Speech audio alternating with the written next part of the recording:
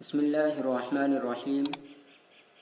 آپ صلی اللہ علیہ وسلم کی اولاد کے متعلق راجح قول یہ ہے کہ آپ صلی اللہ علیہ وسلم کے 3 صاحبزادے تھے اور 4 صاحبزادیاں تھیں۔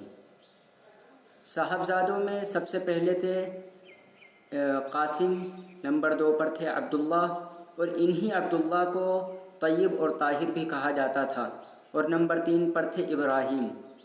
اور صاحبزادیوں میں تھی رقیہ، ام کلثوم، زینب، فاطمہ۔ یہ راجح قول کے مطابق آپ صلی اللہ علیہ وسلم کے 4 صاحبزادی اور 3 صاحبزادے تھے، یعنی کل 7 اولاد تھی آپ صلی اللہ علیہ وسلم کے راجح قول کے مطابق۔ اور ایک قول یہ ہے کہ طیب اور طاہر یہ آپ صلی اللہ علیہ وسلم کے 2 الگ بیٹے تھے جو کہ قاسم اور عبداللہ کے علاوہ تھے۔ اور ایک تیسرا قول بھی ہے آپ صلی اللہ علیہ وسلم کی